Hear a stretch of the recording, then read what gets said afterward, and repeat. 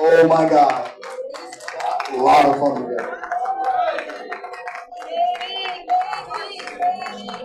Hey everybody. So I just want to tell a couple stories about one of the funniest freaking guys I ever met. I was thinking I was going to have to clean up the story when the nephews were here. But now I don't, right?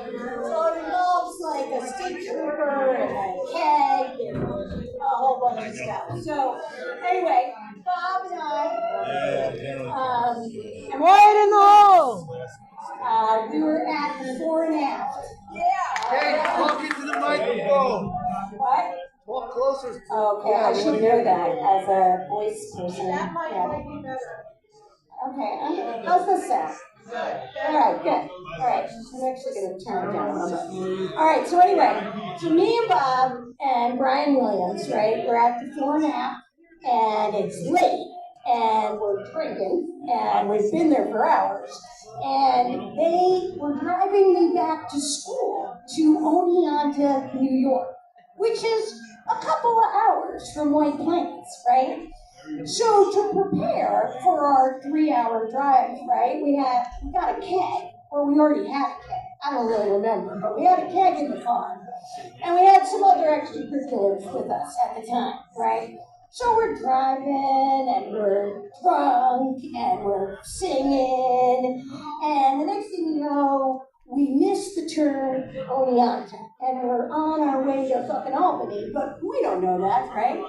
And then the next thing you know, we're driving, we're drinking, popcorn, red Solo cups from the keg in the back seat, and this guardrail came out of nowhere, right? And so we hit the guardrail, but, we kept going, It was a little bumpy for a little while, right?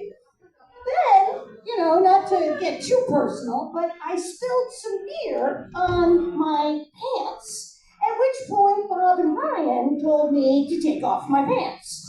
And I did, right? Because they were all wet, right? So we're driving, we're drinking, and all of a sudden, we get pulled over. And I was maybe in a blackout, approaching a blackout, I'm not quite sure. But I didn't realize that the cop was someone who didn't need to know about the guardrail, right? So Bob and Brian are out of the car, the cops got there, look at the front of the car, I get out, I'm in my underwear, and the cop is like, oh my God, ma'am, are you okay?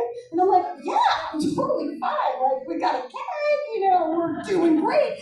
The only thing that happened was we hit a guardrail about 45 minutes ago, and I see Bob and Brian go, oh my fucking God, right?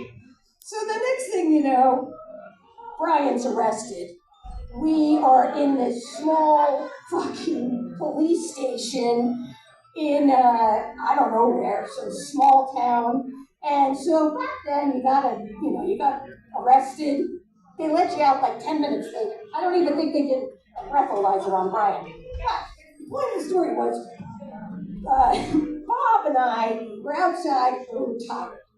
And so we laid on the grass of the police station. Just, we didn't know how long it was going to take. Bureaucracy, red tape and stuff. And we were looking up at the sky, and I have to admit, my years of drinking and trucking has affected my memory. So I don't remember all the words to the song. Maybe John can help me out. But Bob and I were laying on the grass. It was like 5 a.m. Brian's getting booked.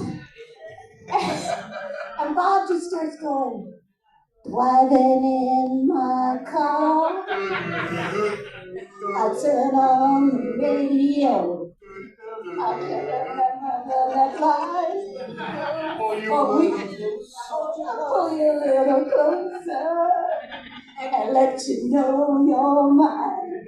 And we're just laying there, and we're having the time of our life, and then Brian gets out, and we get back in the car, and we drive me to college. Nothing happened.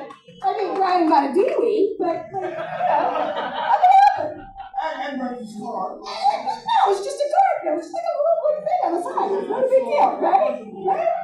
So that's one of many Bob stories.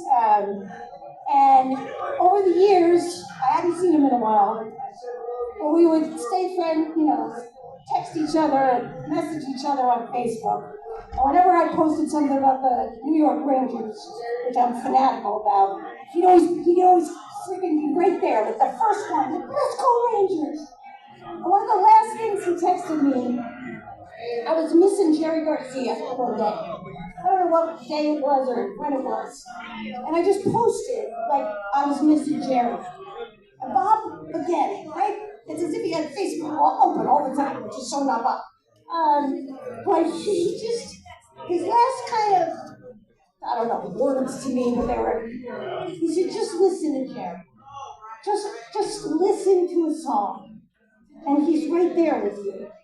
And I wish I could tell you more stories, but I don't really remember half of them. But, so that's my driving in the car story with Bob.